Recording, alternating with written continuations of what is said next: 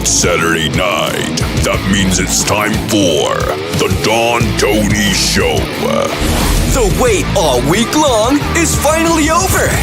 Get Don Tony's perspective on current affairs in the world of pro wrestling and much more. The Don Tony Show. And now your host, the man, the legend, Don Tony. All right, easy listening, easy viewing for today. How's everybody doing? It is October 28th, 2023. Wow, 3 days away from Halloween. Unbelievable. This year's flew by. Hope everybody's having a good weekend. I am Don Tony, as always. I want to thank you very much for joining me, whether you are live or on the archive. It is always appreciated. Keep supporting DonTony.com. If you haven't done so already, make sure you check out this past week's edition of the Don Tony Kevin Castle Show. Kevin and I not only put on a banger of an episode, but we made an announcement. And it's a pretty damn good announcement, especially for those who have been supporting us for a long time. So go check that out. As you will see for the network, I already have the previews up for shows for the next couple of days. For those that are interested, this Monday, not only are we going to cover Raw briefly, but we're also going to do Crown Jewel preview and predictions. And we're also going to do Halloween Havoc Night 2 predictions on Monday. So it's going to be a triple episode Monday. Raw recap and review, Crown Jewel predictions and preview, and Halloween Havoc Night 2 predictions and preview. And the reason why we're doing Crown Jewel on Monday is because SmackDown for November 3rd has already been taped. I'm going to give you the non-spoiler breakdown of what is going to go down this Friday. I'll give you non-spoiler. Will not give you any match results. I have a little video treat that I don't think is considered a spoiler that I think you will get a kick out of. John Cena name dropped somebody from AEW yesterday at the tapings, and I have the video, so I think you probably get a kick out of it. Trust me, it's not news, but it's a little something and you probably get a kick out of. Because I think he actually echoes the opinion of a lot of people out there that view a particular wrestler and who they seem to be a ripoff of. No, it's not LA Knight. Let's make that clear. And listen, I want to make something clear also. Apparently, I upset some people with this thumbnail that I made for today's episode, because I put nope for LA Knight as far as winning the undisputed WWE Universal Championship at Crown Jewel. That is not a knock on LA Knight. LA Knight, I truly believe, will ultimately become a heavyweight champion, barring injury or just a complete disaster, screw up on his part. But it's just not that time. I know people like to compare him to Steve Austin and The Rock from yesteryear, but we talked about Steve Austin's, championship run in the WWE in the 90s. It took him a year and a half to get to that point, and he lost some high-profile championship matches before he won the big one. Nobody felt he was depushed. Nobody, if anything, it made people want it even more. So that is not a diss on LA Knight. Shout out to Inger16 tuning in from London, England. I can't pander to you because it's not in the wee hours of the morning. If we were doing this at 11 o'clock at night right now, I'd be like, what the fuck you up for? Go to sleep. Nah, I appreciate it. I hope you're having a great afternoon, evening there in England. Much love, and much love to everybody. As always, very appreciated. Another thing, I posted this on Twitter yesterday, and I'm really tempted to post 2 screenshots of 2 DMs I got. I didn't realize up until recently that my DMs were only being accepted by those that are verified. I didn't realize that setting was there, so I removed that setting, and I started getting DMs from a lot of people. And it's not that it was all negative. A lot of it was laughing and positive, like, holy shit, it does remind me of that. But I posted something on Twitter yesterday that I originally was going to do Tuesday night, but because we had the watch party and I did the Patreon show, I didn't get done until almost 2 a.m., so I didn't get a chance to do it. But when Jade Cargill came out during Becky Lynch's match against Lyra Valkyria, when I saw her sit down in the throne, in the chair, taking in the match, I immediately had a flashback of a movie. And I thought twice about putting it online because some people will take it way too sexually. And sure enough, late last night, in a matter of a 4-hour stretch, I got 2 really nasty emails from women calling me creepy and sexist and this and that, simply because I thought, hold on, let me pull it back. I thought Jade Cargill reminded me of the movie poster of Basic Instinct starring Sharon Stone. If any of you have ever seen that movie, if you're 18 and above, you could watch it. But if just Google image the movie poster, that's Basic Instinct. That is the exact pose. Even the camera angle is the same. So I posted that yesterday and people got upset at it. There's always somebody, everybody. Happy Halloween for those that are going to be celebrating. I've seen a lot of wrestlers dressing up already for Halloween. Shotzi and Scarlett killed it on Halloween Havoc Tuesday. And some of the rumored outfits that they're going to be wearing this Tuesday are even more. I mean, I don't think you could top Pinhead and even Edward Scissorhands. I mean, I'm not trying to put Shotzi over Scarlett, but Shotzi, you could tell she was killing it. But to me, so far, I think the most unexpected costume that any WWE personality dressed up for this week, and I got to share with you. Remember when Michael Cole was feuding with Jerry the King Lawler? I did not realize that Michael Cole had arms like that. I mean, I could do that too, if I go like this and, I mean, if you flex hard enough, your brain cells will pop a few blood vessels, but that is Michael Cole from back in the day. Kayla Braxton dressed up as Michael Cole for Halloween. And I kid you not, that is her outfit. That is fucking funny. That is funny. Kayla Braxton posted, I'm assuming that's Kayla Braxton, but still, even if she didn't, that is epic, man. That is cool. That to come up with that and to actually have it made, and I don't think this is is that Michael Cole's outfit? Hold on a second.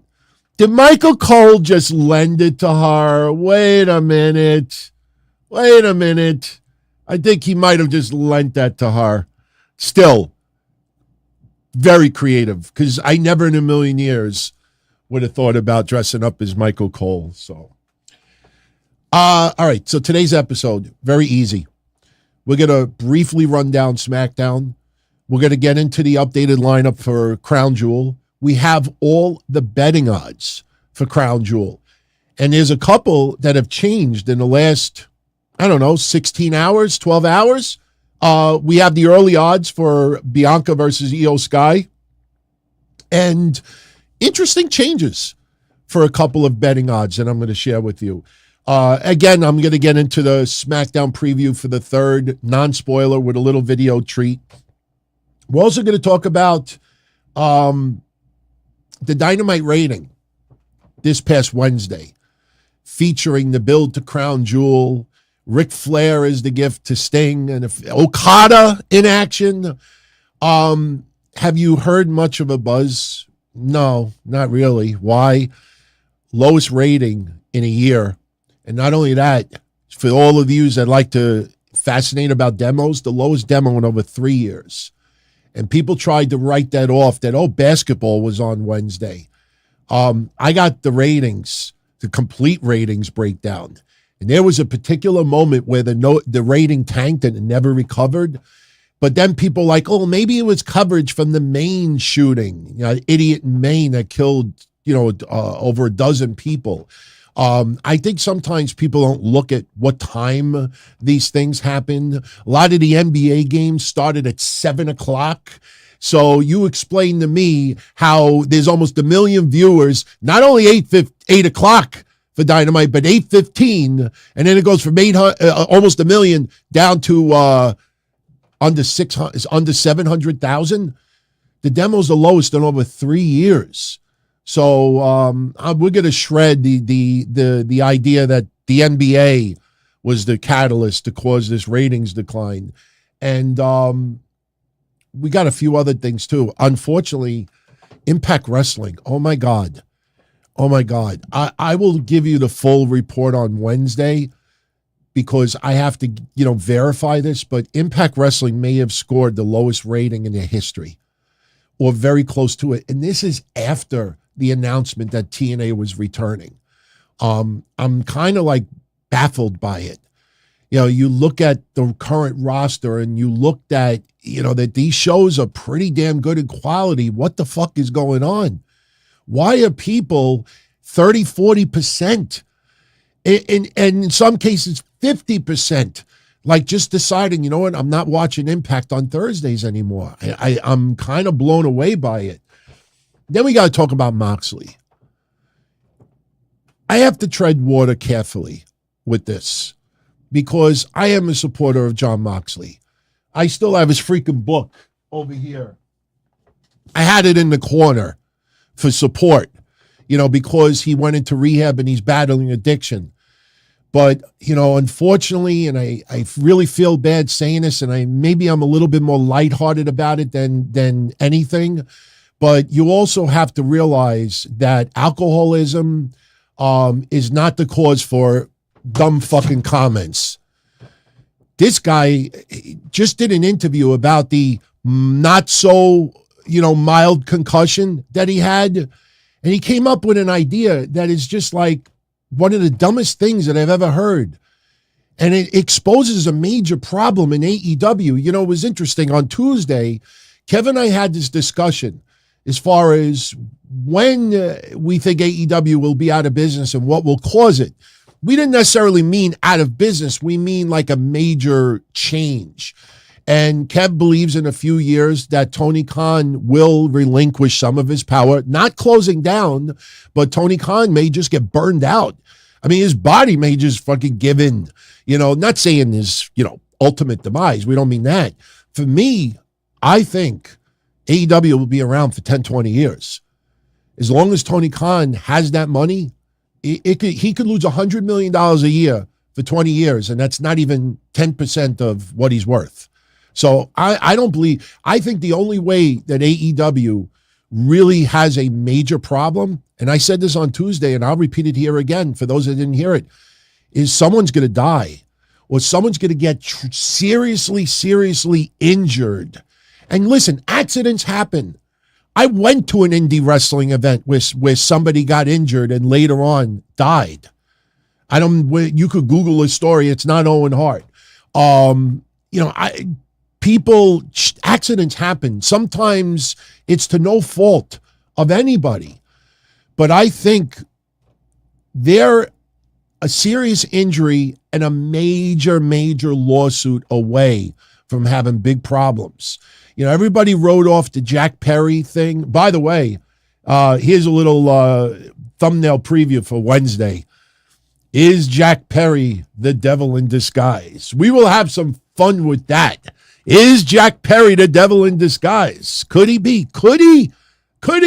Do you want it? Do you need it? I'm finding it easier to do these thumbnails lately, if you notice.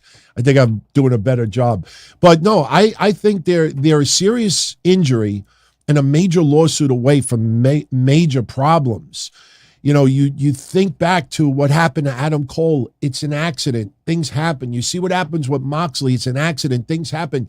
The one that I cannot let go of is Matt Hardy with Sammy Guevara. There is a pattern. There is a pattern with Cole. There is a pattern with Moxley. There's a pattern with Hardy. We're going to talk about it.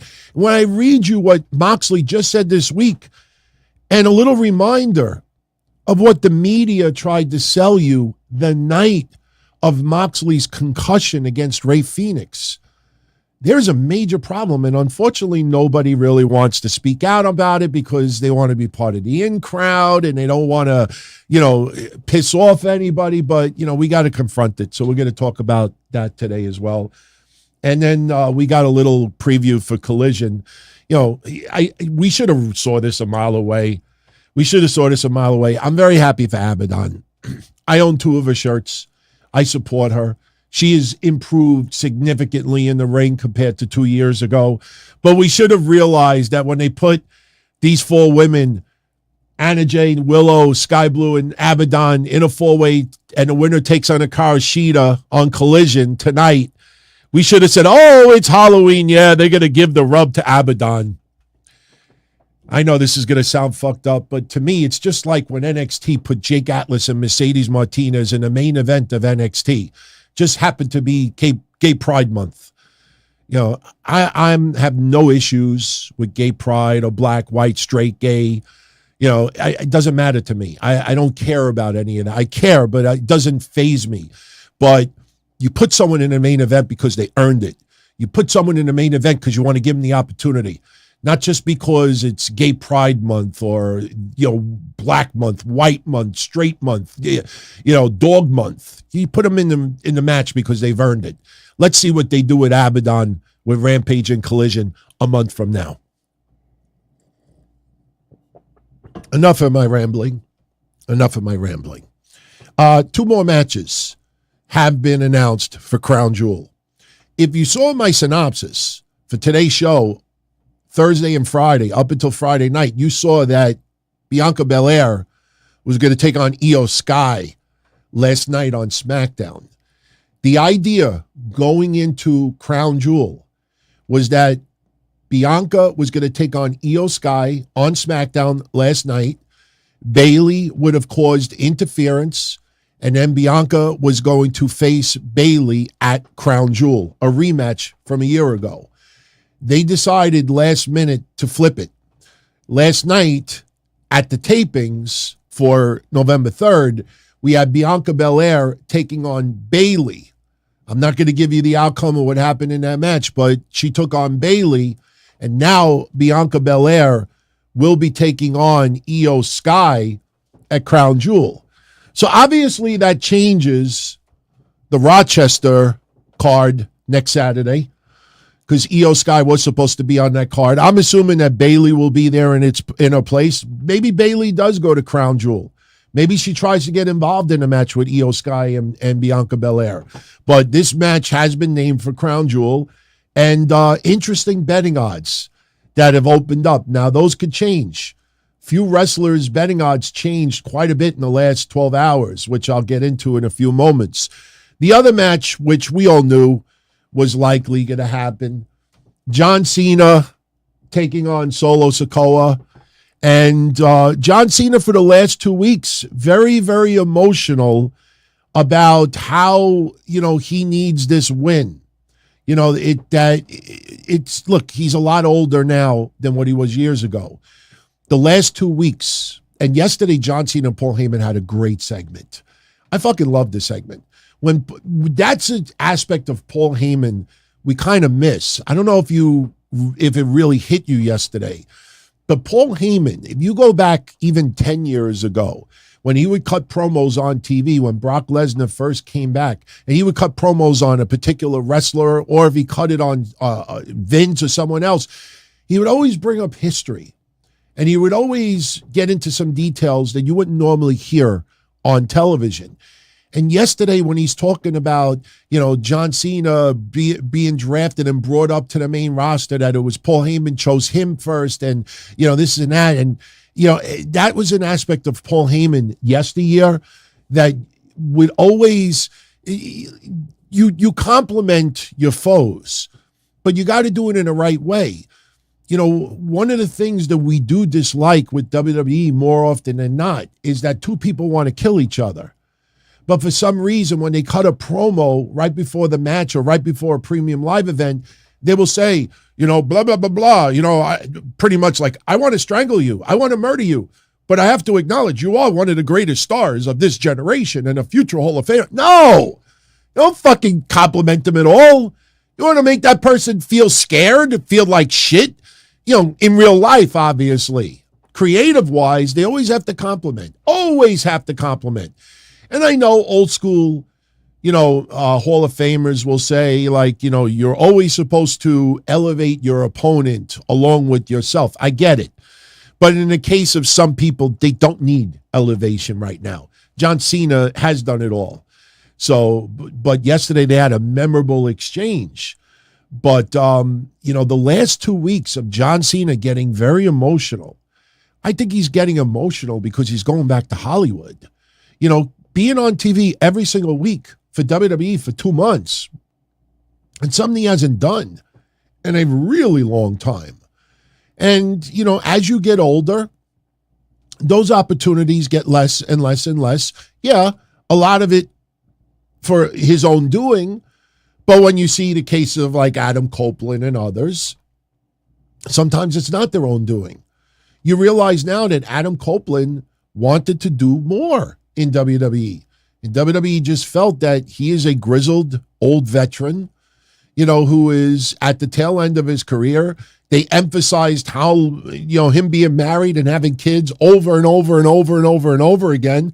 Because when you look at a WWE superstar, you really don't think about the family life or the outside world. You think about the superhero, the person, the villain that you're watching in the ring. But WWE, when it came to Adam Copeland, they didn't always want you to focus like, oh, you still got it. No, they want you to think, you still got it, but, you're married now. You have kids, you go home, you hunt, you fish, you go shopping, you color books with your kids. Like they never wanted you to feel that person had as much worth on the main roster to someone coming up like an Austin Theory or Grayson Waller or somebody else. Their record speaks for themselves and their Hall of Fame career speaks for themselves. But they always want you to think that, they're past their prime. We don't need to see that and be reminded of that. But I have to admit, the last 2 weeks of John Cena cutting these promos, do you remember when he feuded, I think it was with The Rock? And then he lost, and then he cut that, I think it was The Rock, and he cut that promo on Raw, I lost. Remember? I lost. I admit it. Maybe the better man won. I lost. And he did this whole inspirational speech like, I may have been knocked down right now, but, I have to get up and do. And then Brock Lesnar's music hits. And Brock Lesnar beat the balls out of Cena. That's when Brock returned. We had no idea. I'll never forget it. He was on the rampway, and then you saw in the big Titan turn Brock's face and his music, and people like, are you fucking kidding me? And he destroyed John Cena. I almost kind of feel we need that again. We don't know what's going to happen at Crown Jewel as of yet. But let me tell you something. How epic would it be if John Cena lost and then showed up on SmackDown the following week? Doesn't have to do it verbatim, but I lost.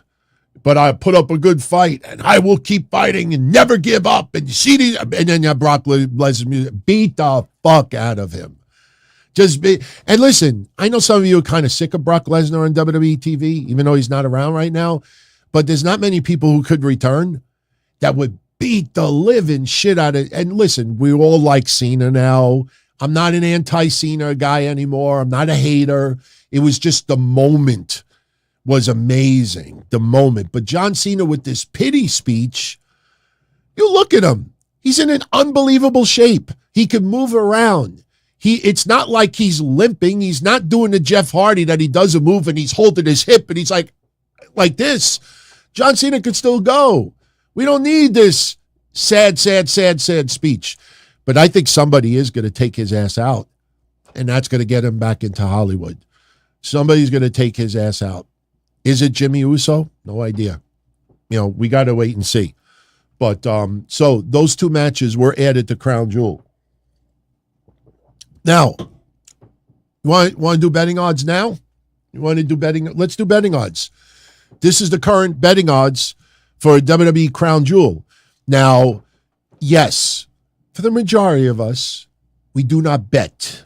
Yeah, we do predictions contests on Patreon and YouTube and this and that, but we're not going to call Las Vegas and say, hey, put $100 on LA Knight. It's not that. The reason why I am bringing this up is because there are places that if you look hard enough, you can bet.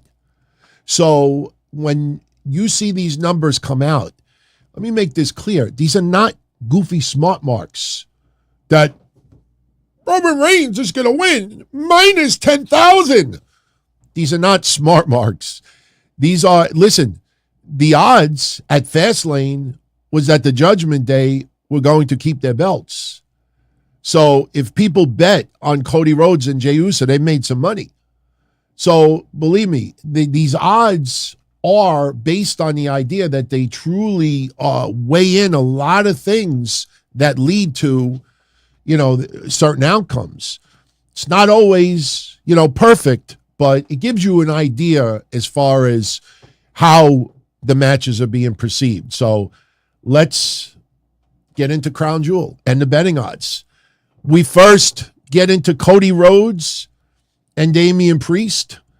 I don't think this is a surprise at all, but the betting odds right now are Cody Rhodes at minus 700, Damian Priest plus 400. You would have to bet $700 on Cody Rhodes to get back 100. Why you would do that, I have no idea. Anything could happen, obviously, but it appears that Cody Rhodes will be winning this one. We go on to Rhea Ripley. Now, I broke up these betting odds in several different ways just to give you an idea as far as how her opponent's odds are. We go from the worst odds to the best odds. My friends, of the Fatal Five-Way, who do you think has the worst odds of winning? Who do you think has the worst odds of winning? So for those in the chat, if you want to play along, who do you think has the worst odds of winning? Who do you think has now, Rhea Ripley obviously is the favorite. Rhea Ripley is the favorite by far. But who do you think is the second favorite? Like, who do you think has the best shot of winning? Who do you think has the worst? So Sam says that Zoe Stark is the worst. Sean thinks that Nia is the worst. All right, a lot of Zoe Starks are coming in. All right, well, let's give you the odds, and we'll get into them one by one. So with the worst odds, the worst chance of winning this, you all are absolutely correct. Zoe Stark is plus 1,100, while Rhea Ripley is minus 2,000. Rhea Ripley's minus 2,000 across the board. Let's make that clear.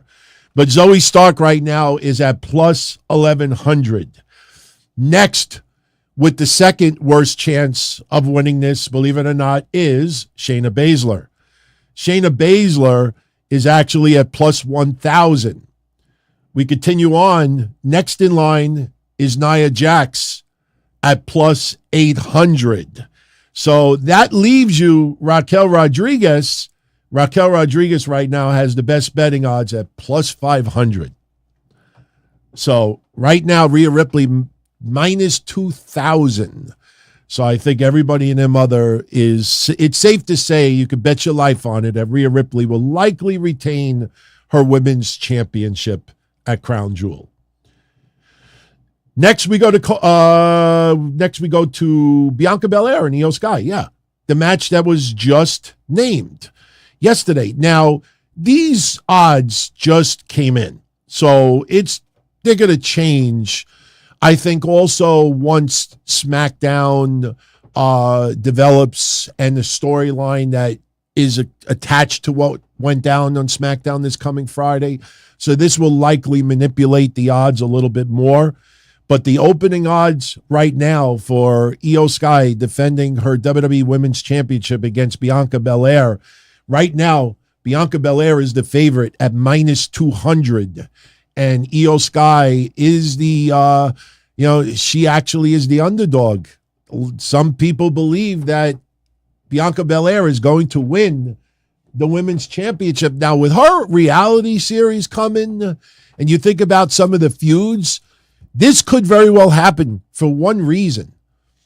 Io Sky has kind of gone through a lot of women in a very short amount of time. And I know that doesn't sound appropriate.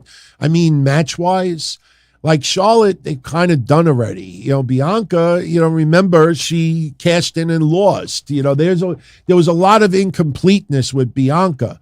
I know on social media, you'll get this impression that, oh, please keep Charlotte and Bianca away from the championship title picture for the near future. You listen to Bianca's pop yesterday. You listen to that live audience. You listen to that and you compare it to the whiny heinies online, and it is drastically different. Bianca Belair is tremendously over. So the question is, does Bianca Belair regain a women's championship? We will do predictions on Monday. I will give you my answer then. So now we go to John Cena and Solo Sikoa. Now, this is interesting because John Cena and Solo Sikoa, the odds have changed a little bit. Solo Sikoa was, for, I would say, a good 5 days, a much heavier favorite to win this match. But as of right now, the betting odds for John Cena and Solo Sikoa has Solo Sikoa at minus 115, which is almost even, and John Cena at plus 250. So right now, they have Solo Sikoa a slight favorite to win this match. Maybe the storyline and the continuation of Cena's promo from yesterday and some stuff coming this Friday, maybe people are starting to think like you got to come through, crown jewel, happy, feel-good moment. Is crown jewel really going to make the little kids cry by having Cena get destroyed? Some people think we're going to get the happy moment in crown jewel. Listen, you got to, I'm not trying to diminish the value of the crown jewel events. Some of the crown jewel events have been arguably top 5 events of the year. They've been great the last couple of years for the most part. But, there are times where it's, oh, happy, I feel good. Oh, yeah, look, pan the crowd. Everybody's like, hey. So Cena, is tightening up the odds a little bit. Right now, Solo Sikoa just a bare, slight favorite. Here's another one where the odds have changed quite a bit in the last 24 hours. Logan Paul versus Rey Mysterio for the United States Championship. Logan Paul was at a minus 300 favorite to win. Rey Mysterio was a plus 250 to lose. Now the current betting odds have Logan Paul a little bit more of a favorite at minus 400, Rey Mysterio plus 200 right now. So people are starting to feel Logan Paul may be sticking around for a little while. We had that conversation last week, if you remember, like, look, the only way Logan Paul, you remember when I said last week that Logan Paul may be replacing John Cena on SmackDown? And I know some people are like, oh, nobody replaces John Cena. I don't mean that, but, a larger than life, name as far as the entertainment world goes. Listen, Logan Paul's not larger than life, but Logan Paul's name is a very powerful name in the social media entertainment world.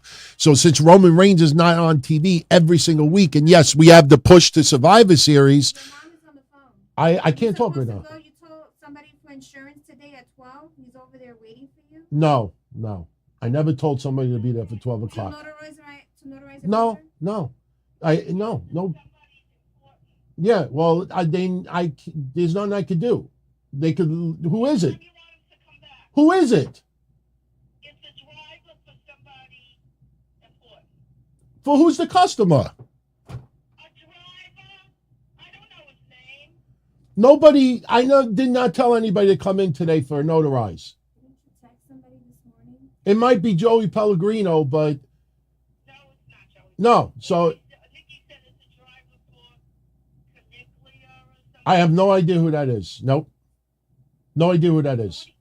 They're going to have to come in Monday. He said to come in Monday. They have to come in Monday. Nikki just kept saying he's got to come. So it must be somebody. Well, I can't do it now. I'm sorry. Well, try I don't even know who it is. I don't even know who it is. Well, then you have to call Nikki and he'll tell you. All right, I'll call Nikki in about an hour. No, you gotta call Nikki. I can't call him now. I can't call him now. I don't know who it is. Tell him 4 o'clock. No. I don't know who it is. I don't know who it is. I'm not going to just go there and notarize a paper for somebody I don't know. I didn't tell anybody to go there today at 12 o'clock. I don't work on Saturdays. All right, goodbye. All right. I apologize, everyone. So supposedly somebody showed up at my office just now and says I have to notarize a paper, and my brother's calling all paranoid, and it's a driver for somebody that I don't even know who it is, and I didn't tell anybody. I hate being interrupted when I'm doing this stuff, but this is what happens in my world of insurance and other things.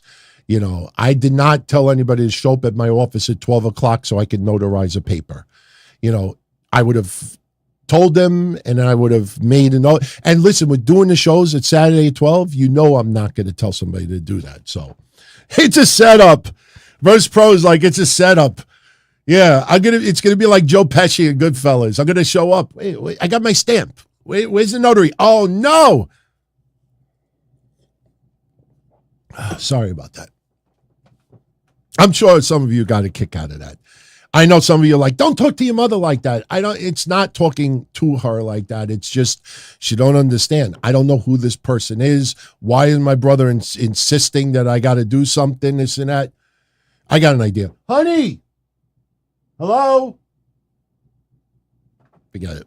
I was going to get my phone and see. I'm sure it's probably somebody blew up my phone, but all right, let's get back to the show. Sorry.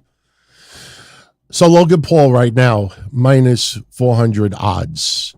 His odds are increasing. I tell you the truth, after SmackDown yesterday and Logan Paul knocking Rey Mysterio out, I kind of feel more that Rey Mysterio will get the revenge. We got to worry about Dominic Mysterio, though. Does Dominic Mysterio end up... Now, here's something you got to realize. You know, Crown Jewel is on a Saturday. Halloween Havoc is on a Tuesday. So Dominic Mysterio has plenty of time to travel back from Saudi Arabia to Florida for Halloween Havoc. So Dominic could very well be a Crown Jewel. The question right now is, does Dominic get involved in this match with Logan Paul? You know, as I was saying before, you know, Roman Reigns is not on TV every single week. Yes, LA Knight is elevated, but what happens to LA Knight after Crown Jewel? You know, we're on the road to Survivor Series, but, you know, everybody talks about the Bloodline and the Judgment Day versus another team in War Games. A name that I have hardly heard anybody bring up repeatedly is LA Knight. I mean, honestly, every time you talk about War Games and people say Cody Rhodes and people say Sami Zayn and people say this part, maybe even have Randy Orton return, you rarely hear many people say, oh, LA Knight's got to be on Team War Games. You know, but the thing is, with Roman not being there on a weekly basis and John Cena going back to Hollywood, you know, is Logan Paul going to be that guy that is going to be there on almost a weekly basis for the next month or two until we have the return of maybe Roman Reigns on a more regular basis, or we see what happens with Cody Rhodes now with the Judgment Day having the tag titles again. You couldn't have Damian Priest and Finn Balor on SmackDown again. Something tells me those tag titles are changing again within a month. Remember, I said that I truly think the Judgment Day will not have those tag titles within 30 days. So those are the betting odds right now for Logan Paul and Rey Mysterio. Still pissed off about that. Still pissed off. Sorry about that. All right, next on the list, we have Seth Rollins, Drew McIntyre. Of all the betting odds, this surprises me the most. Not necessarily the odds for this match, but I'll tell you why this surprises me. Right now, the odds are is that Seth Rollins is going to retain. Seth Rollins is at minus 500. Drew McIntyre is at plus 250. Those odds are better for Seth Rollins than his match against Shinsuke Nakamura. Against Nakamura, he was at minus 440. In the first match, he was minus 300. You're trying to say to me that Shinsuke Nakamura had a better chance of beating Seth Rollins and Drew McIntyre? That I find hard to believe. Do I think Drew McIntyre will win the heavyweight championship the first time around? As of right now, I say no. But I think Drew McIntyre is next in line for that championship. The question is, does he win it at Crown Jewel? And as of right now, I don't think so. And yes, few people are bringing up in the chat, Damian Priest still with that briefcase. You know, some people still think that the briefcase will be on the line at Crown Jewel, and it's not. It's not. So these are your betting odds for Seth Rollins and Drew McIntyre. A little surprising, I think, for some, because I think Drew McIntyre has a much better chance of winning than is being perceived. And then we got probably the most predictable outcome, let's be honest. We're seeing this match because we want LA Knight to solidify himself as a bona fide main eventer. LA Knight right now is skyrocketed. But remember, when a rocket goes up in the air, anything you throw up in the air, it gets to a point where it stops. You obviously, you want him to stop and stay at that level. You don't want it to come back down. So what this match is designed to do is supposed to give you and give me, and I think it'll work, is the perception that LA Knight can hang with the big boys. LA Knight has done a great job. He's great on the mic.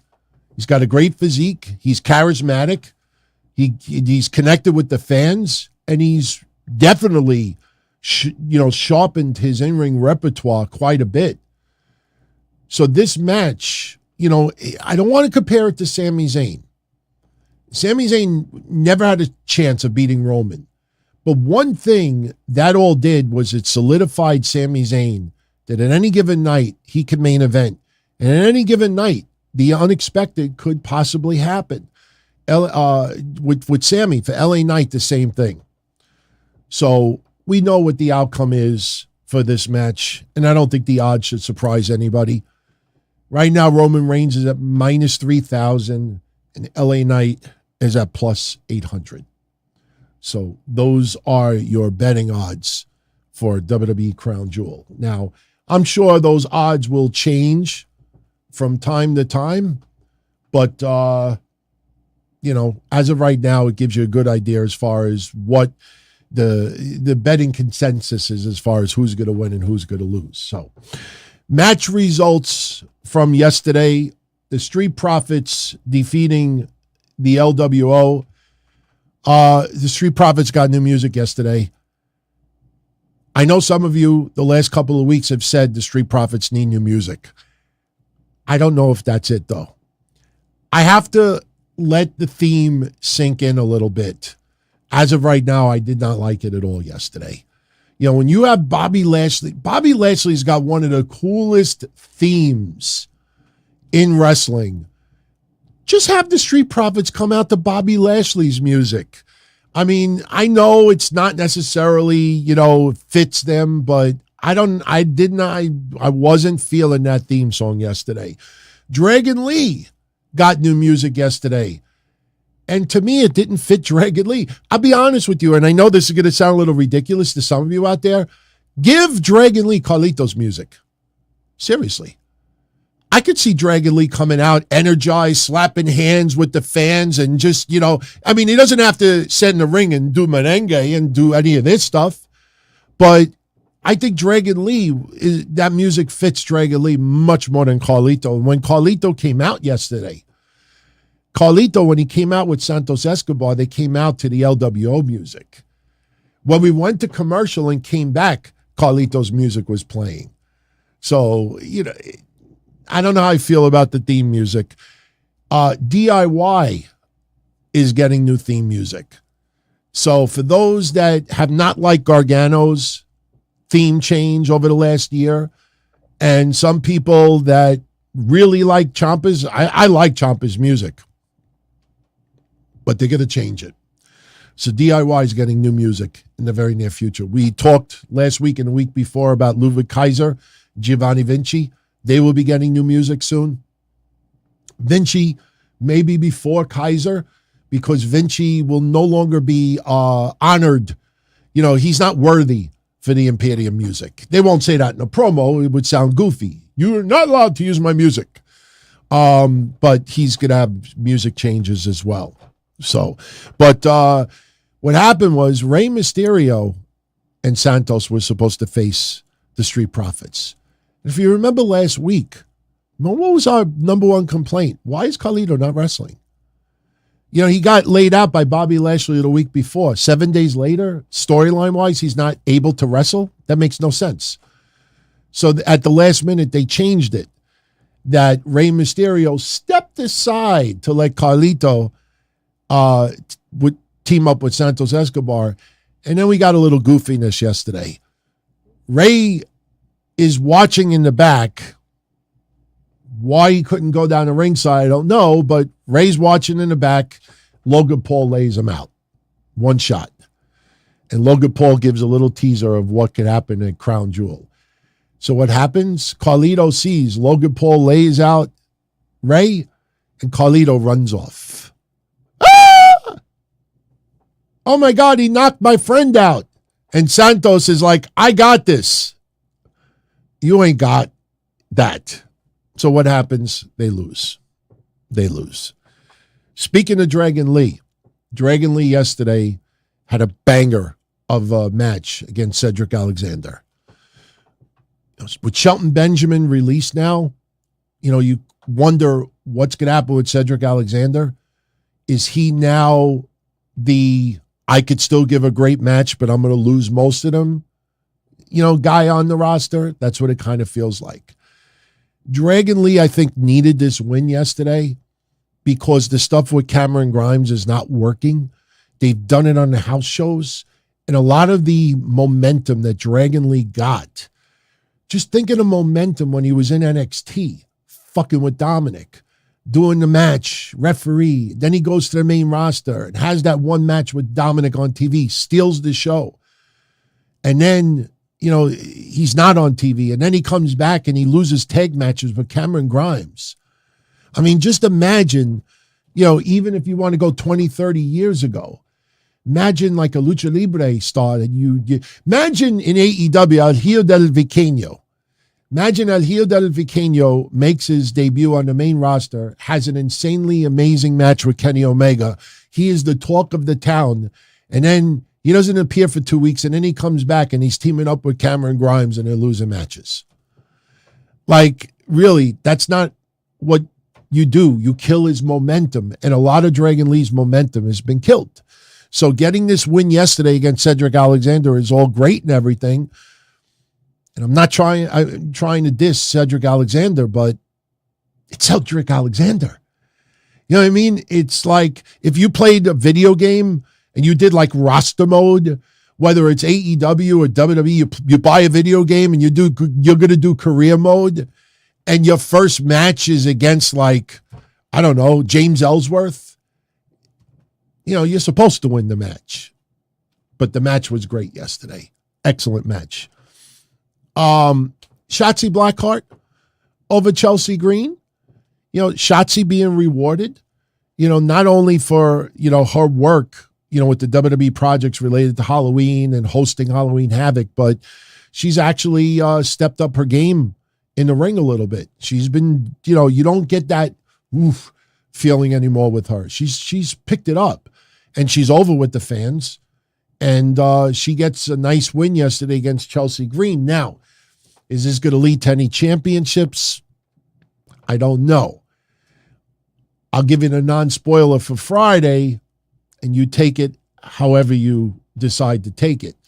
But this obviously will tie into Halloween Havoc because Shotzi is hosting this Tuesday. Chelsea Green and Piper Niven will be defending the NXT Women's Tag Team Championships at Havoc against Thea Hale and JC Jane. So expect some interaction once again with Shotzi and Scarlett. You know, hey, who knows? Maybe down the line we get Shotzi and Scarlett versus Chelsea Green and Piper Niven.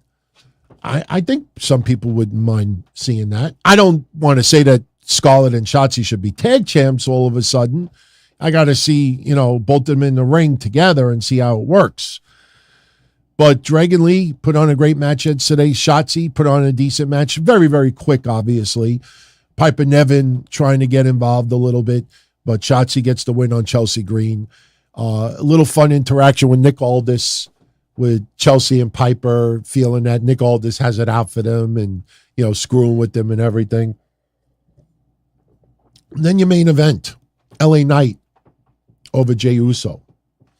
Now, at the beginning of the show, we had the contract signing. And the reason why they did the contract signing at the very beginning of the show was because it was on FS1 and they wanted to get as much buzz as possible to get people to switch over to FS1 and then hopefully stay there. So the table is set up. Nick Aldis is in the ring. LA Knight comes out. Well, Roman Reigns comes out first. And LA Knight interrupts Roman Reigns. Goes down the aisle, no-sells Roman Reigns entirely. And Roman's got this look on his face like, fuck's this guy think he is? And when LA Knight sits at the table, he sits at the head of the table. The little things like that are pretty cool. I got news for you. This Monday, when we preview this week's episode of This Week in Wrestling History, I got an old Steve Austin promo. And it's weird because when you hear it, he sounds like LA Knight. Like a lot of people feel that LA Knight, his mannerisms, the way he dressed with the vest and how he walks and his cadence and even some of the way he talks, sounds a lot like Steve Austin. I have a clip where Steve Austin sounds a boatload like LA Knight. I'll play it Monday. But it was a great segment. LA Knight, one thing that it did yesterday, it showed he ain't afraid of Roman Reigns. He's not afraid of him at all. He's not intimidated by Roman Reigns. He sits at the head of the table. He signs it. He throws it. Maybe a little bit too cocky. Arguably a little bit too cocky. But LA Knight yesterday throwing a lot of insults to Roman Reigns.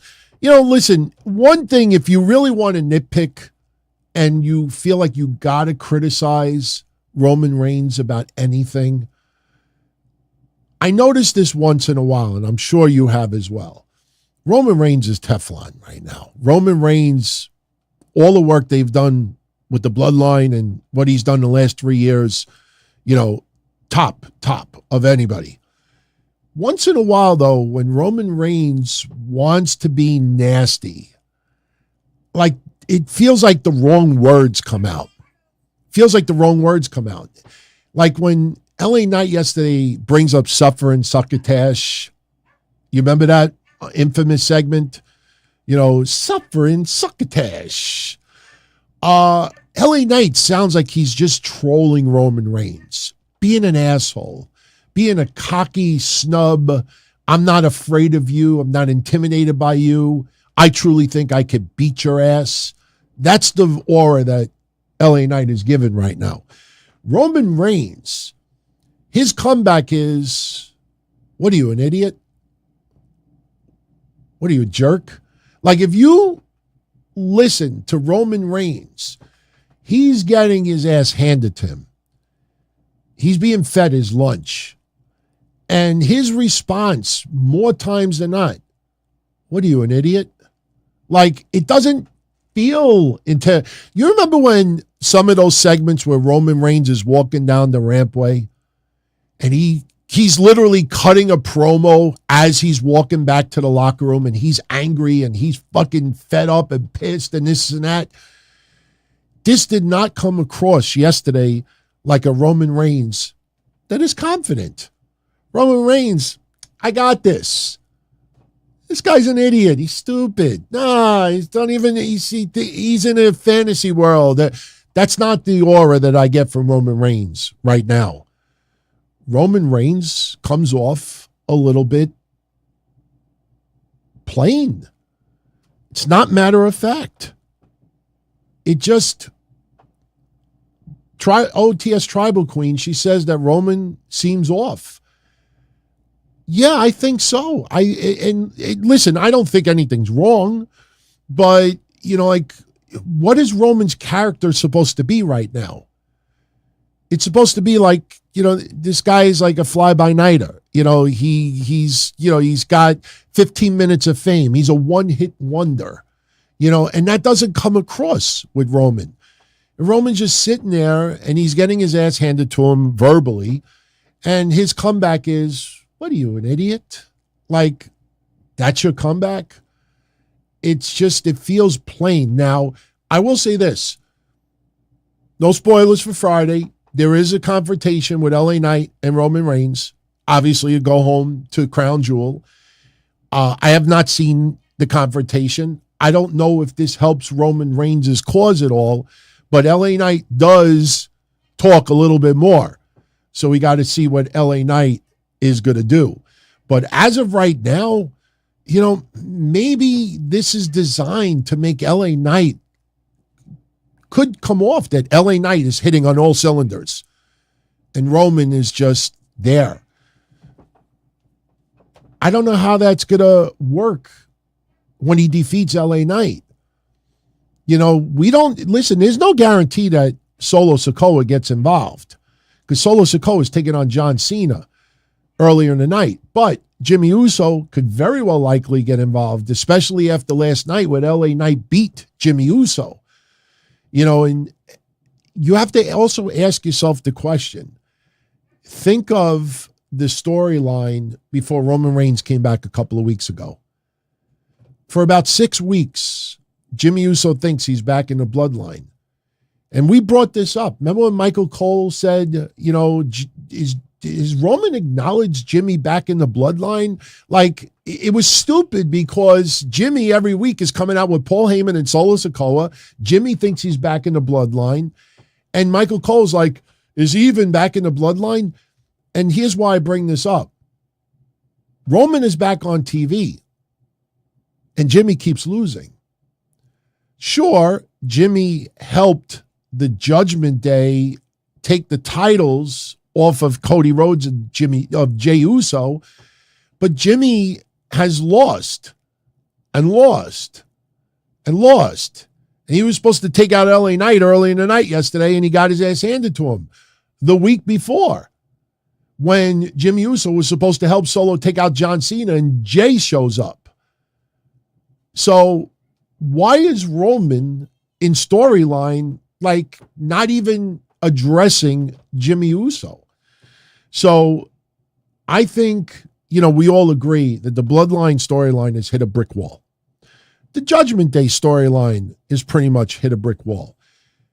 With Survivor Series and War Games, that will masquerade a lot of the issues right now.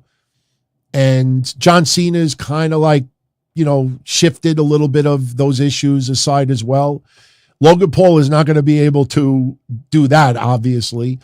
But we have to see where this goes after Crown Jewel. Because, yes, Survivor Series is in November. So you almost feel like Jimmy Uso has to get involved in the match with LA Knight. Maybe he gets involved in the match earlier in the night with Cody Rhodes. You almost feel like, let's put it this way. One thing is for sure, is that there's going to be a lot of interference and a lot of clusterfuck in the very near future. Expect a lot of clusterfuck and a lot of interference in the near future. There's going to be so much clusterfuck, I think people are going to get a headache of it. I think that's what we have looking forward to for WWE. But their contract signing yesterday was excellent. LA Knight came off great. Roman Reigns, not feeling it. And remember, when he came back, the rating only went up 100,000 overall.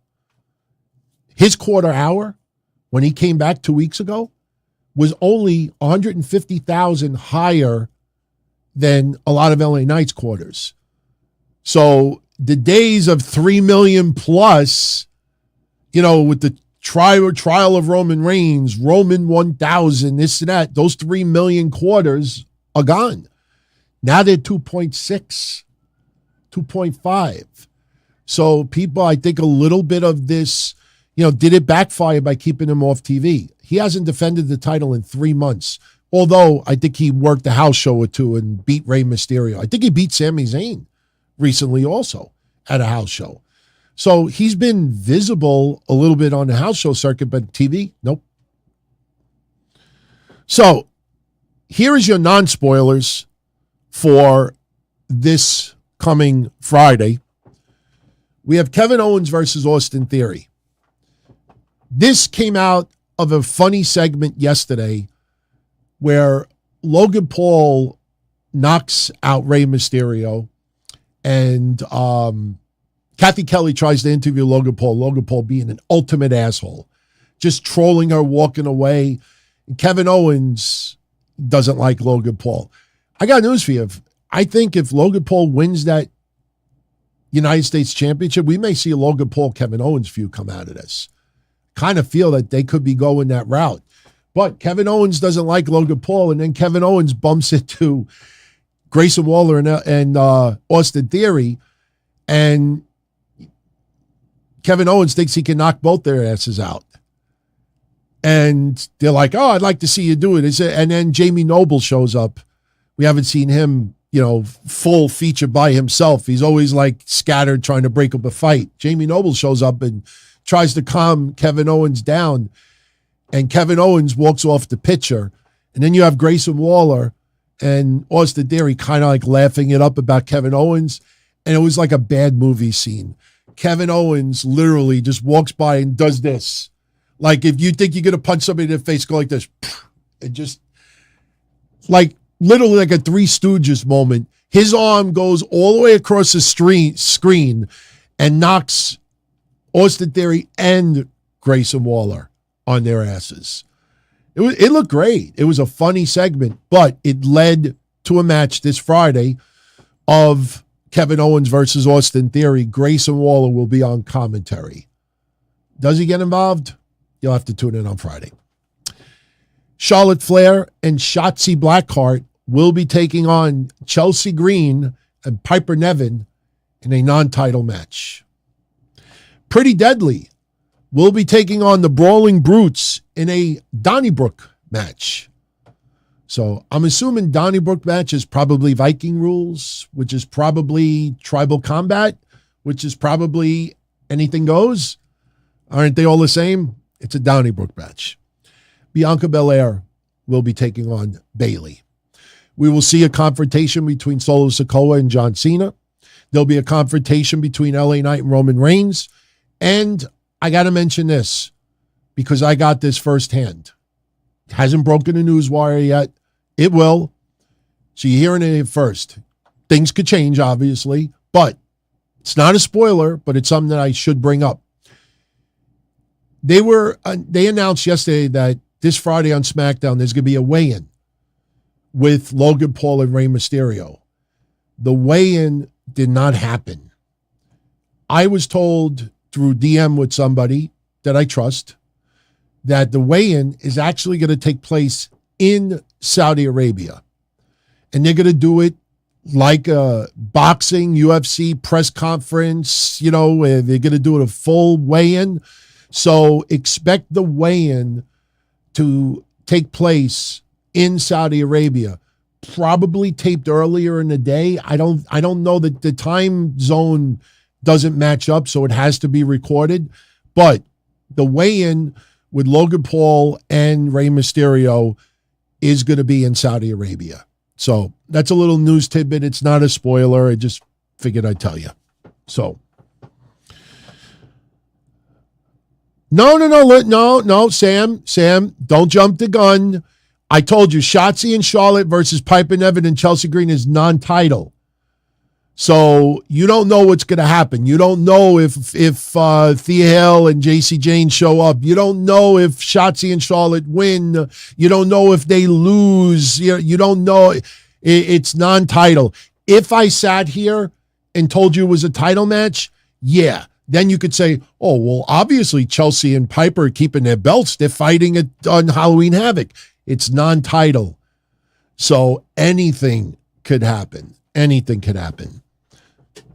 Speaking of Logan Paul, there was a lot of rumors going around that Logan Paul was doing steroids and there was a little bit of concern about it.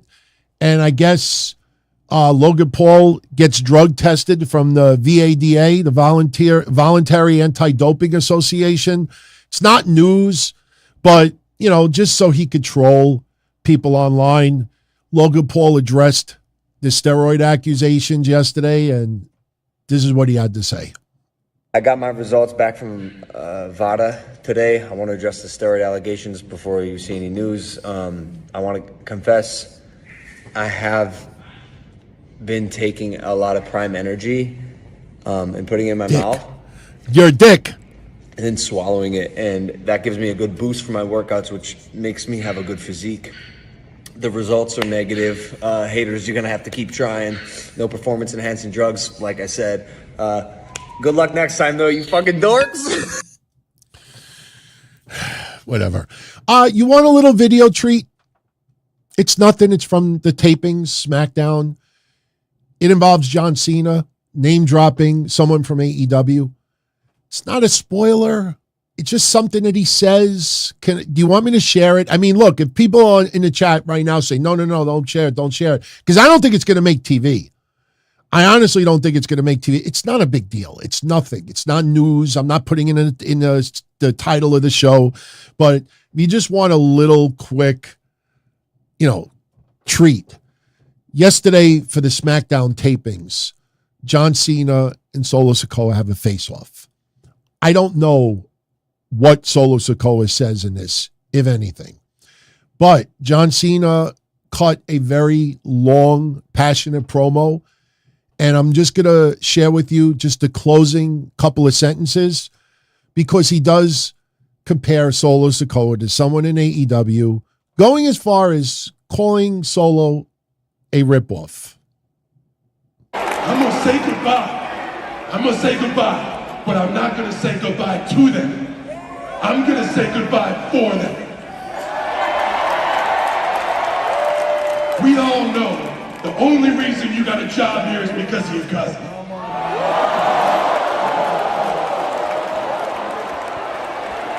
And we all see you, homie, walking around thinking you're some big badass enforcer when you're nothing but a bargain basement Taz ripoff. All right.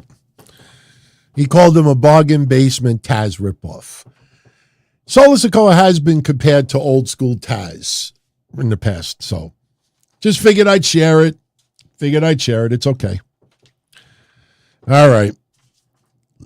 Before we start closing this out, let me just give you quick Rampage results, Collision preview, ratings from Dynamite Wednesday, which are awful.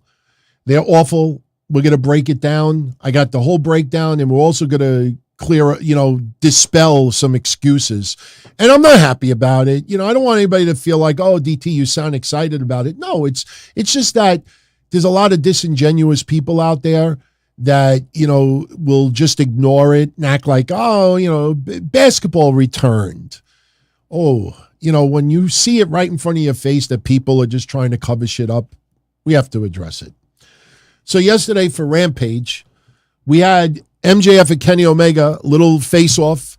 They're having a match tonight on Collision. Believe it or not, they're in Mohegan Sun in Connecticut, which is where I always go every year, once or twice. So if they would have gone in next month, I probably would have went. But they're having a match tonight for the World Heavyweight Championship and for history. MJF will end up becoming the longest reigning AEW World Champ of all time as of this Monday. Abaddon defeating Sky Blue, Anna Jay, and Willow Nightingale. So Abaddon will face Hikaru Shida tonight for the Women's Championship. Obviously, we know what that outcome is because Toni Storm is taking on Hikaru Shida at Full Gear. You had Konosuke Takeshita. I think he defeated Kyle Fletcher. I believe he did. And someone just clarify that because I did not see Rampage yesterday, but I'm pretty sure Takeshita beat Kyle Fletcher. And then we had Mike Santana beat Ortiz in a no DQ. Thank you, Sam. Yeah, I saw a couple of clips of the finisher online. I just couldn't remember if Takeshi got the pin. He did. But Mike Santana, I almost said Mike Ortiz. Mike Santana defeated Ortiz. I hate that they're putting Mike in front of his name. I just call him Santana. I don't know why they're doing that. But Mike Santana over Ortiz in a no DQ, anything goes match. And we also had the return of Mark Briscoe. You know, it was funny because a lot of you in the last 2 weeks have said, you know, like, why are they not using Mark Briscoe more on AEW television? Like, you see some Ring of Honor stuff here and there, but like, why is he not on television? You know, it's interesting thing to point out. But Collision tonight. You got MJF defending the World Championship against Kenny Omega. You got Jay White versus AR Fox in a not interested match.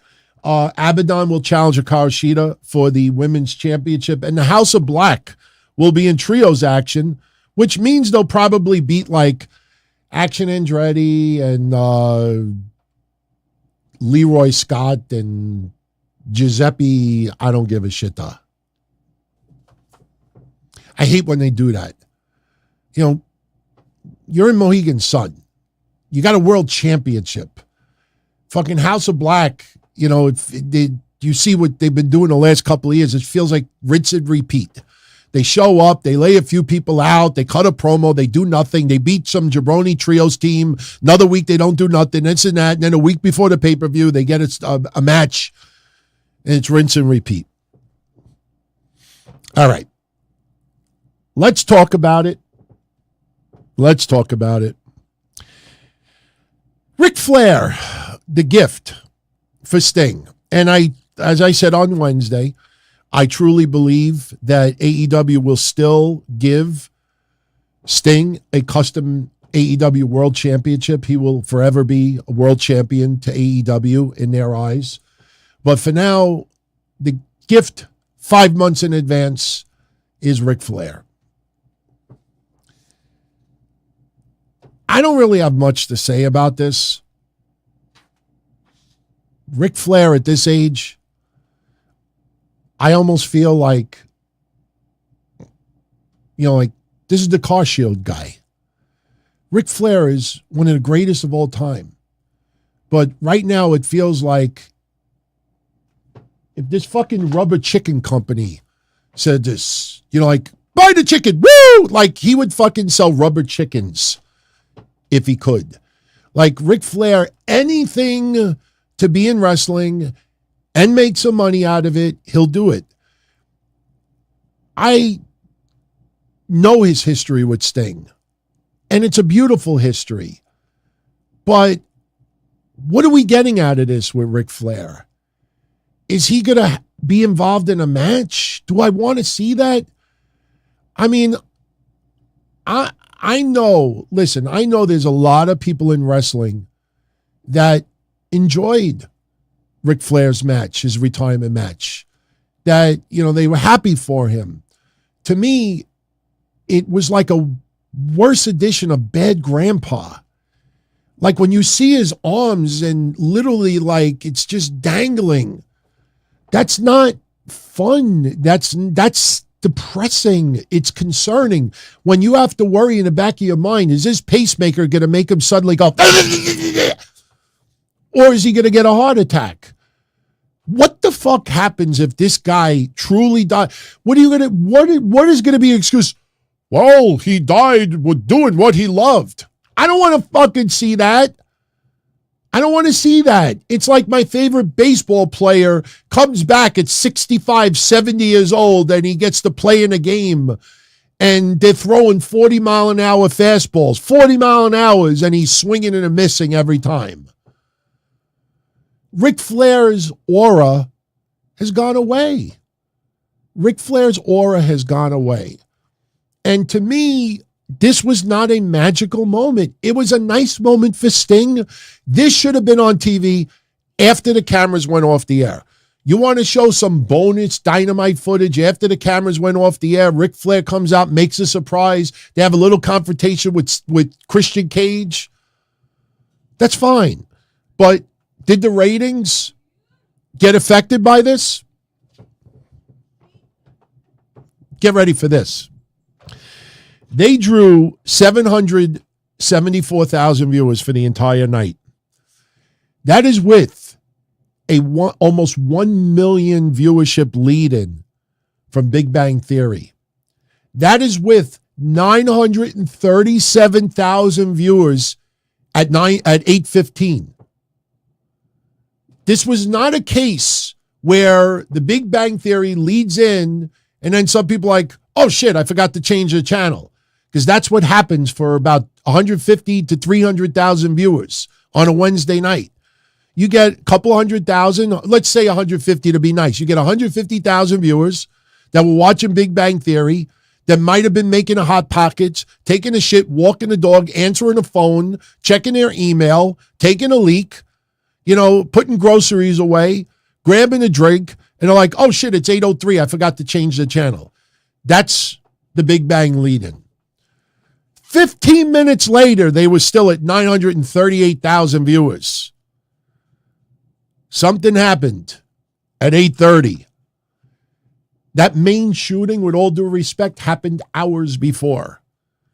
You go back and you look at TV at 8:30 at night, nothing came on suddenly that made 200,000 people change the channel and never come back.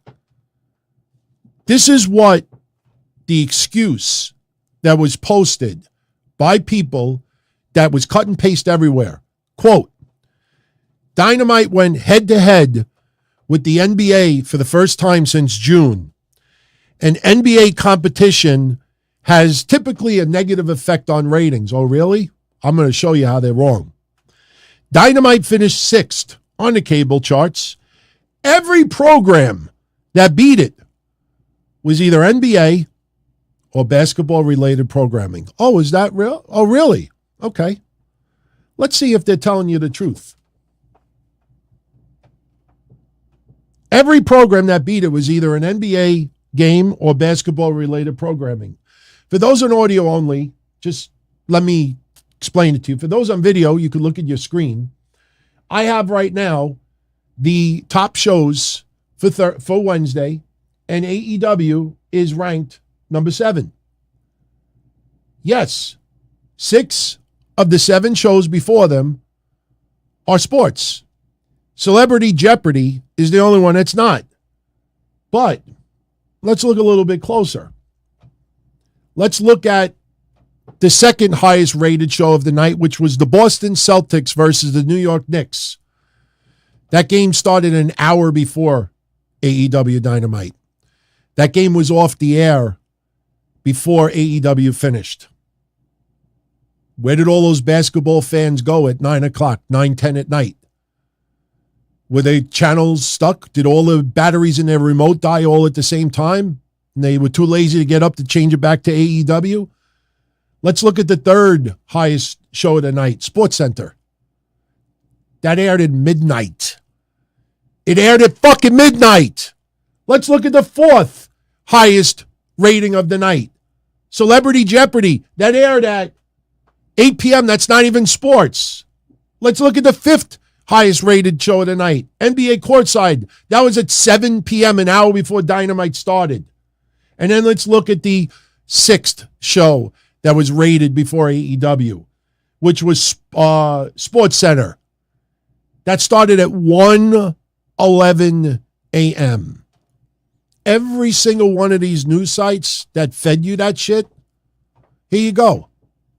Here you go. They're lying to you. You have the proof right in front of you. Okay. Last week, let's look at the ratings last week. AEW did 901 last week. And baseball had 4.6 million viewers. And that started 2 minutes before Dynamite. And yet Dynamite still scored 901,000 viewers. Let's go back to this week. The highest rating. The highest. See that first slot? This is another one. This is the best one in them all. For this week, the highest show of the night was NBA San Antonio Spurs versus the Dallas Stars. That did $2,989,000. Look at what time the game started. It started 6 minutes before Dynamite ended. It started at 9:54 p.m. There's only one show that started at 8 o'clock, the same time as Dynamite, and that was Celebrity Jeopardy. Everything else is on 1 million or less viewers. NBA had no effect on AEW this week. I go one step further, and then I'll give you the breakdown for this week's Dynamite. And by the way, these credits for all these ratings go to Sports TV Ratings. That is one of the sources that I get my numbers from. Sports TV Ratings has been doing a great job lately, giving you the breakdowns, and very, very honest, unbiased. And unfortunately, they're going to uncover Impact may have scored the lowest rating in their history for a regular Impact episode. It's close to it. Let's put it that way. I have in my hand right here the ratings from early this year before the NBA stopped and after. Because as people reported this week, that this was the first time they went up against the NBA since June. Well, I'm going to give you the ratings in June. And then I'm going to give you the ratings a month before and a month after. And you tell me if the NBA had any influence on whatsoever. In June of this year, their ratings were 903, 834, 902, and 809. That is against basketball. A month before, their ratings were 846, 923, 903, and 832. A month after basketball ended, their ratings were 855, 953, 898, and 894. And 809. Ratings did not have any effect. You want to talk about demos? Let's talk about demos. The demos. This demo this week, the lowest demo for AEW in over 3 years. It tied for the worst demo in over 3 years. Did anybody tell you that? No, they didn't. 0.24 is what they scored this week. Do you think the NBA had an influence on that? Well, let's go back in June. In June, their demos were 0.33, 0.30, 0.33, 0.24. That is tied for the lowest with this week. A month before, 0.31, 0.32, 0.29, 0.33. A month after, 0.29, 0.29, 0.34, 0.29. Their demos were lower a month after basketball ended, back in July. Their demo this week is the lowest in over 3 years. What does that tell you? That tells you that people are not choosing AEW as primary must-see TV on their Wednesday nights. So, how did the show do this week? Here's the breakdown. Again, thank you to Sports TV Ratings for everything.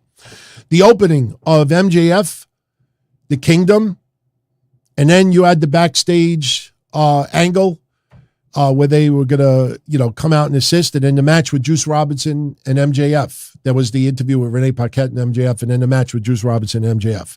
The first half of that match did 982. That was the Big Bang lead-in.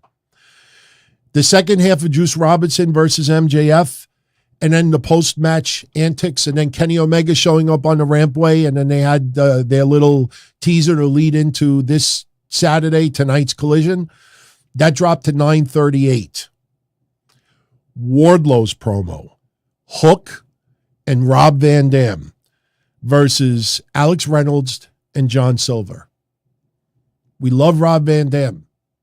Larger-than-life Hall of Famer. They were in Philly. Nice treat for Philly. For regular mainstream wrestling fans, they don't care as much as Philly does. Northeast like me. Wrestling, they don't care like that anymore. And they may gush over John Silver and Alex Reynolds. A lot of wrestling fans are not entertained. That rating dropped 200,000 viewers down to 752,000. They never recovered for the rest of the night. They only went up 4,000 viewers for Sting and Ric Flair. They were at 752 for Hook and Rob Van Dam versus John Silver and Alex Reynolds. The gift for Sting got them 4,000 viewers. That's it. 756. Did Ric Flair make history that this is his first televised show that aired under a no, actually TNA. I guess TNA would be it, right? 756,000 viewers. It gets worse. It gets worse. Sting and Ric Flair then had a confrontation with Christian Cage. And then we had Hangman Page and the Young Bucks versus the Hardys and Isaiah Cassidy. You know how many viewers they increased for Christian interacting with Flair? And then the Hardys and Isaiah versus the Young Bucks? They only increased 8,000 viewers. 764. So Ric Flair, Sting, the Hardys, the Young Bucks, Hangman Page, Christian Cage, all of that got them a total of 12,000 viewers in 45 minutes. After that, it was all downhill. Hangman Page and the Young Bucks, the finish of their match. And then you had Sting and Darby Allin backstage with Adam Copeland. Adam, snap out of it. Snap out of it. Christian's not your friend. That dropped to 725,000 viewers. Hikaru Shida versus Ruby Soho. There's some very talented women on that roster. Most wrestling fans realize that AEW does not give that much of a flying fuck for their women's roster like they do the men's roster. Because every time a women's match is on TV, the ratings drop. And this match was arguably the worst match for women wrestling in 2023. That's how bad this match was. And the ratings reflected. The rating dropped 80,000 viewers to 643,000. Then your main event, Okada. The one where people actually on TikTok show him in the background and then they show their arms and it's supposed to be like goosebumps and hairs. I like Okada. Okada's a tremendous wrestler, but sorry, does not make me want to tune in to see him. The main event match for Okada and Orange Cassidy versus Bryan Danielson and Claudio Castagnoli. That rating went up from Ruby Soho and Hikaru Shida. It only went up 3,000 viewers. Okada and Orange Cassidy versus Bryan Danielson and Claudio Castagnoli was the second lowest rating of the night. Of the night! What excuse are you going to give me? All those 7 o'clock basketball games were done. What excuse? Is there another active shooter that came out at 9:30 that I'm not aware of?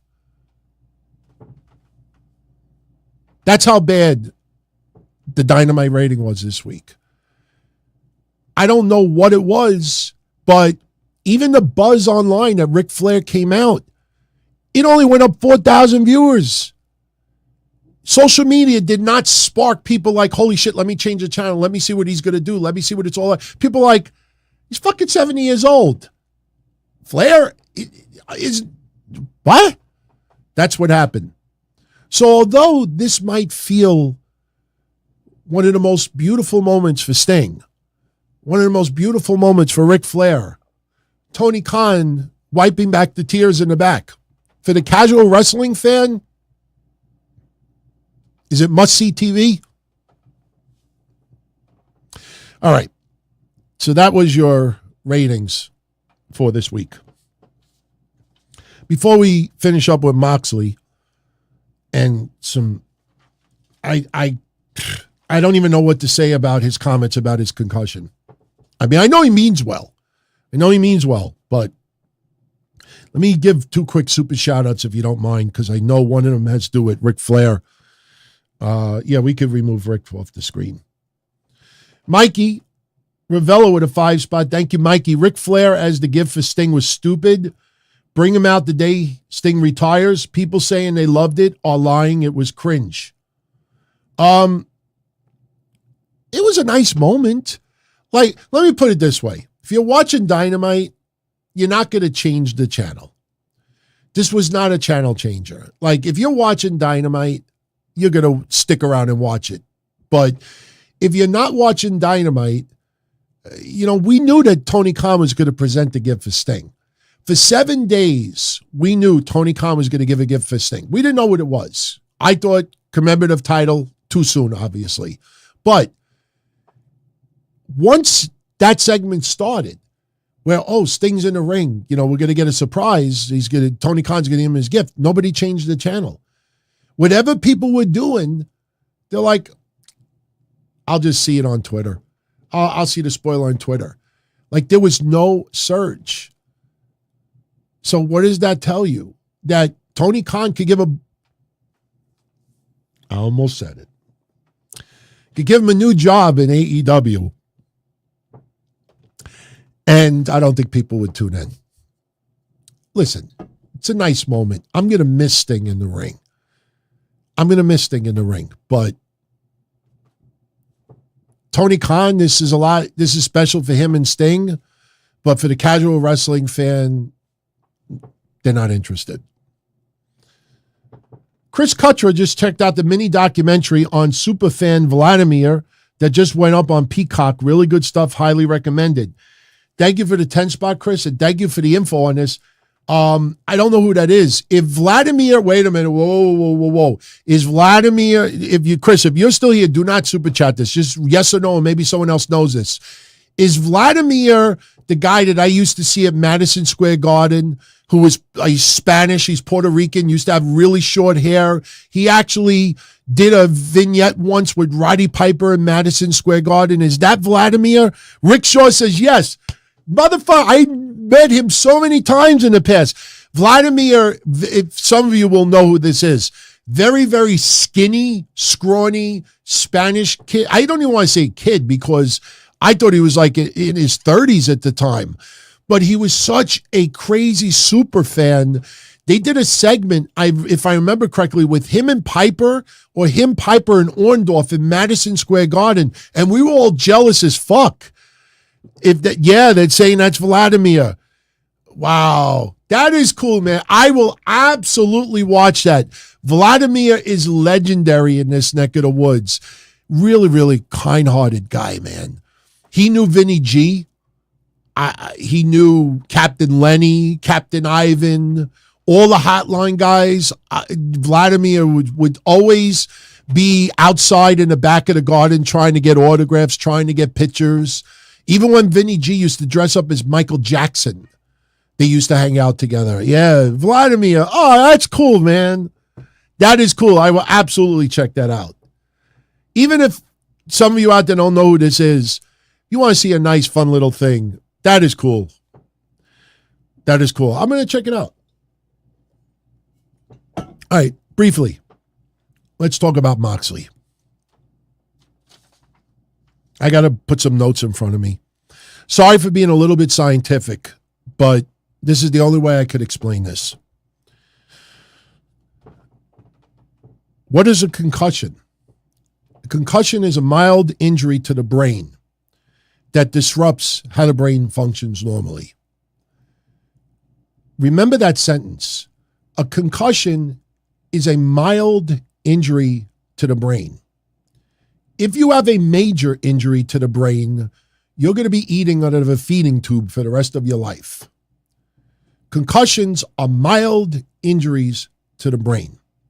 Even the slightest concussion is a mild injury to the brain.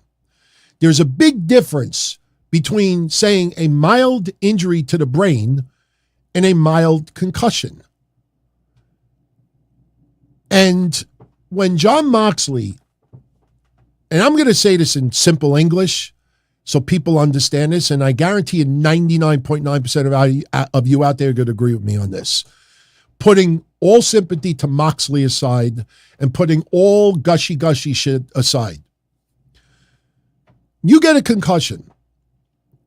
We've all learned in the past. We've seen it on TV. How many fingers do I have up? If you want to be a real asshole, you'll say, how many feet do I have up? All right. You put a light in front of the person's eyes. Follow the light. There's a lot of simple protocol that you do if someone is perceived to have a concussion. Who's the president of the United States? What's 2 + 2? What day is it? I'm not a fucking doctor, but that's what you do if you think someone might have had a head injury. You all know that. I know that. How the fuck could John Moxley do an interview with the Messenger and say, we should have a wrestler at ringside and a doctor that don't know what's going to happen in the match. And then the wrestler could see something that the doctor doesn't. And then if the doctor sees something, he could go to the wrestler and say, is he okay? Is that storyline? Oh, that storyline. What does that mean? What does that mean? The doctor never checked on Moxley when he got knocked for a loop. No doctor went up to him. How many hands do I have up? What day is it? You could tell immediately. He wants to have a doctor and a wrestler at ringside that doesn't know about the creative story that's in the ring. So if the wrestler sees something that doesn't look right, the wrestler could tell the doctor. And if the doctor thinks that something is wrong, the doctor is going to ask the wrestler, is he okay? How the fuck is the wrestler going to know if he doesn't know the storyline? On top of it, Excalibur and Taz, when Moxley got knocked for a loop, shout out to ProWrestling.net who wrote this transcript. This was the conversation live on Dynamite at Grand Slam. This is what they said. Excalibur. That's a glassy-eyed look on the face of Moxley. That expression on Moxley's face, typical of a man who just got rocked. Taz says, yeah, I completely agree with you.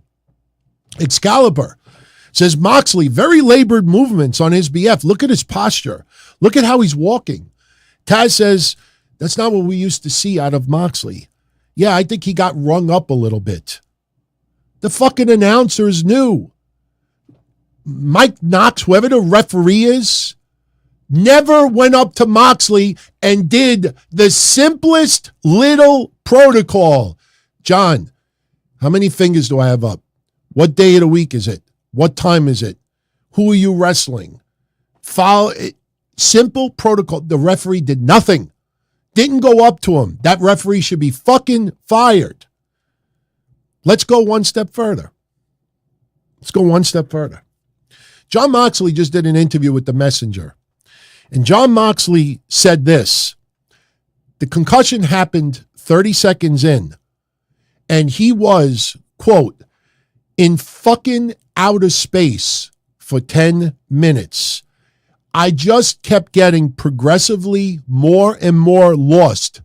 And I couldn't figure out where the fuck I was. Then I had this moment of clarity. I'm fucked up. I got to get the fuck out of here. For 10 minutes. The referee, and let's be honest, even Ray Phoenix, yo, Essie, you okay? Yo, something wrong. Yo, Essie, your head okay? Yo, where are we? Are we? Something, put him in a fucking headlock. Hey, what did my name? You have Ray Phoenix go up to the referee. Yo, I think something wrong. with Mox. You should check him out. They did nothing for 10 minutes. Moxley is saying he was in La La Land for 10 minutes. Did Moxley, during those 10 minutes, say to the referee something is wrong? No. Because when someone has a concussion, sometimes they don't even realize they have a concussion. And sometimes, because they're wrestlers, they will continue and act like nothing is wrong. For 10 minutes, Moxley never said to the referee, yo, something's not right. Something's not right. For 10 minutes, he didn't say to Phoenix, yo, something's not right here. For 10 minutes, Moxley kept being Moxley. There is no excuse for what happened. There was no excuse for nobody stopping Matt Hardy versus Sammy Guevara? Adam Cole. Give that motherfucker credit. That guy, more than anything, was probably the closest to admitting at that time that something was wrong. You know why they stopped the match? Because he was knocked out. Adam Cole was like, no, I could go. What's for dinner? I could go. Oh, look at the colors. No, he was knocked out. That's why they stopped the match. If Adam Cole didn't get knocked out, would that match have continued? We don't know. But here's Moxley's idea. Moxley says that the doctor and the wrestler should be completely untethered to the creative portion of the match. They have no idea or any interest what the story is, who wins, who loses, and how long it's supposed to go. Moxley thinks if a fucking if a guy fucking spins around and does something and the doctor says to the wrestler sitting with him, is he okay? Moxley suggests that the wrestler could tell him, oh, that's a pro wrestling thing, don't worry. The wrestler sitting next to the doctor has no idea what's going on in the match. How does the wrestler know that that was supposed to happen or not? Rey Fenix did not suspect anything was wrong. The referee did not suspect anything is wrong. The doctor at ringside, the timekeeper, the butcher, the baker, the candlestick maker, nobody at ringside thought something was wrong. But the announcers did. This is one of the biggest problems in AEW. They don't fucking stop to check concussion protocol. They simply want to keep doing crazy ass moves where wherever you land, you land. And if it knocks somebody for a loop, it's more about the holy shit. And let's be honest with Moxley. Moxley has admitted he likes to beat the fuck out of his body. I got the body of a 7-year-old. Whoa, I wonder why. That's the last guy I trust with his body. And he wants someone at ringside that doesn't know what the fuck is going on, that's going to tell another doctor. You're going to put that responsibility on a wrestler to tell a professional, oh, no, that's storyline. Oh, storyline. Here's the worst part of it. Sorry, I got to do this. You know what was missing? In this interview with Jon Moxley? This. Not even an hour and a half after Dynamite went off the air. And the only reason why I have Ringside News, Brian Alvarez, and Dave Meltzer on this screen is because they get hundreds of thousands of views and everybody retweets and rewrites everything they say. That's why I mention them. Not because I dislike them. I don't have anything personal against them, but this is why I post them. You got to be very careful what you fucking say when hundreds of thousands of people are reading it and posting it. Brian Alvarez, less than 90 minutes after Dynamite went off the air, tweeted, and I quote, Moxley was hurt in the Phoenix match, hence the unplanned finish. But he's okay. Cole is on his way to the hospital. You're trying to give fans assurance online that Moxley's okay when he's not. Dave Meltzer, less than 3 hours Dynamite went off the air. Jon Moxley was diagnosed with a minor concussion. I explained to you earlier the difference between a mild brain injury and what a concussion is. You're attempting to downplay the injury. And this is the problem also. You have Ringside News.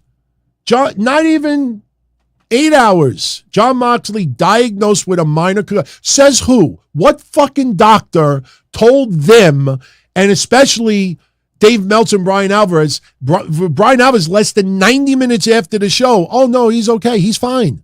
He's fine. No, he's not fucking fine. And that's not mentioned. Concussions are fucking serious.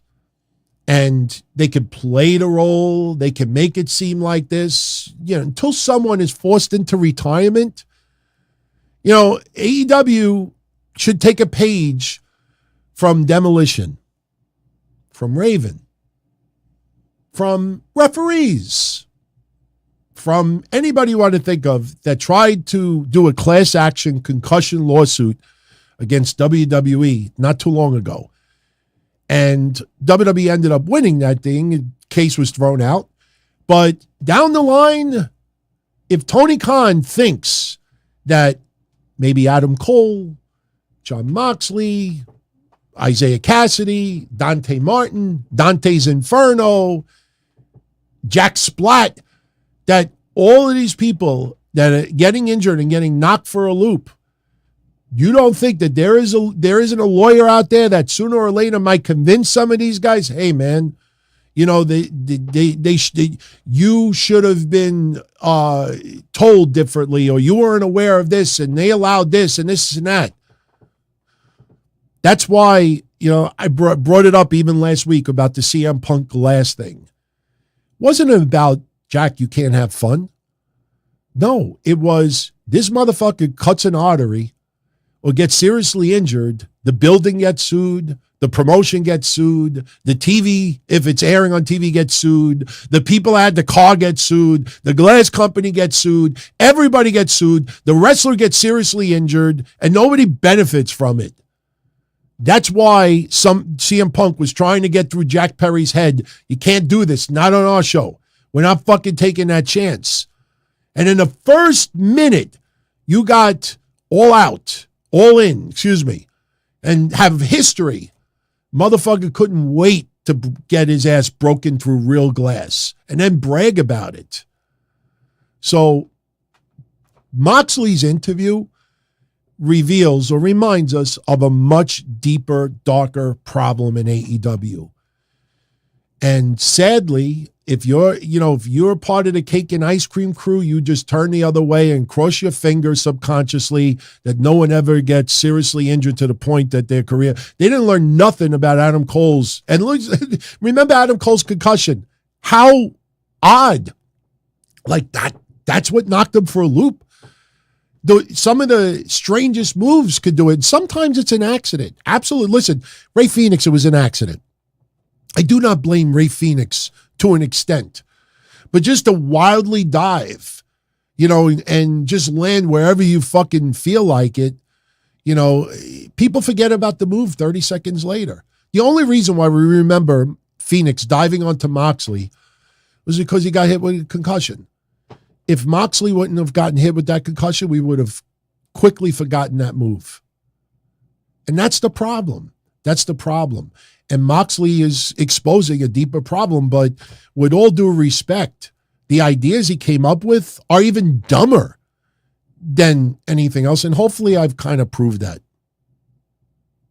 So I'm telling you, that's why, when we had that discussion last week, I think, accidents, injuries, something serious is going to be where AEW is going to have their problems. I don't think it's a financial thing. I don't even think it's a TV ratings thing, because there's enough money there that it'll continue going in some capacity.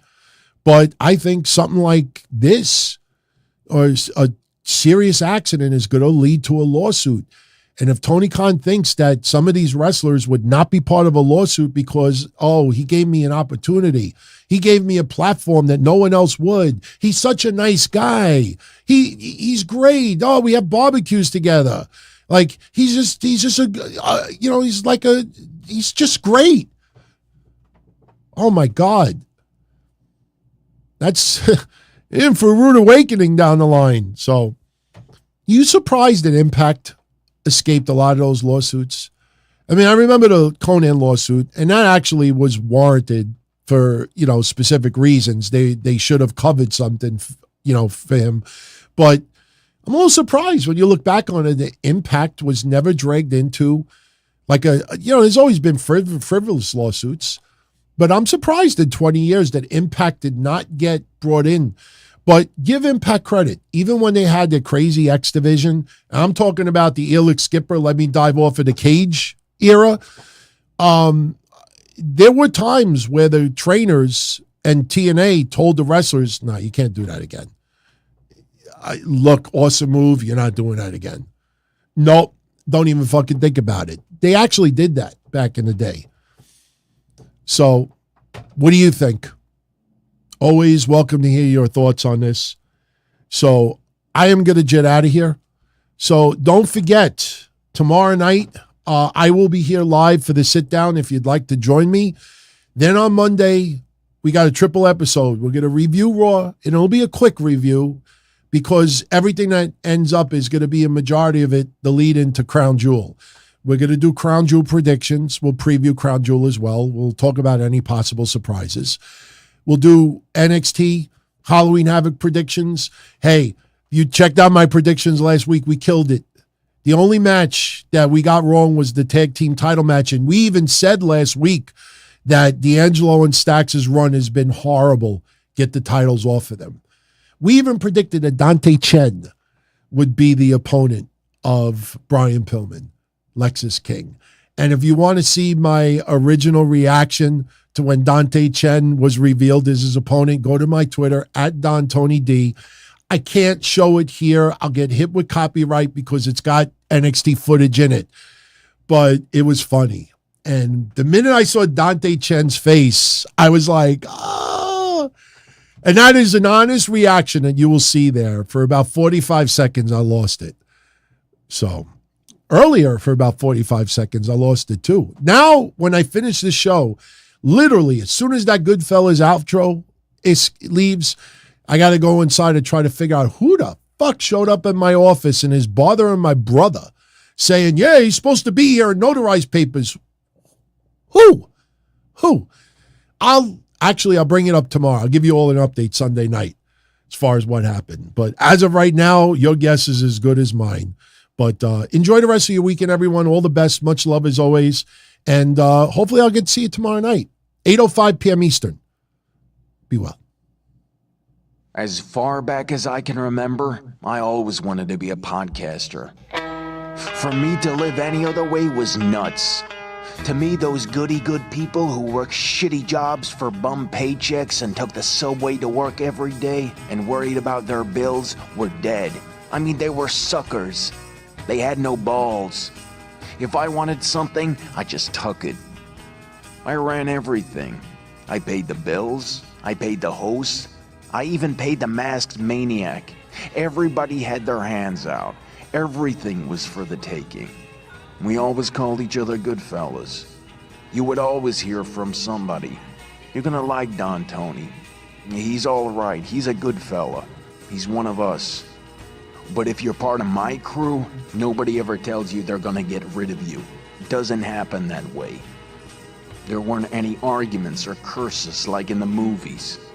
See, your haters come with smiles. They come as your friends, the people who've claimed they care the most for your life. And now that's all over. And that's the best part. Today everything is different. There's lots of action. I don't have to wait around for everything like everyone else. Oh, I didn't get the vaccine? Fuck you, vaccine me. Oh, your delivery guy has COVID? Fuck you, feed me. Right after I moved here, I ordered egg noodles and ketchup, and I got spaghetti with meat sauce. I'm no longer an average nobody, while they get to live the rest of their lives like a bunch of schnooks.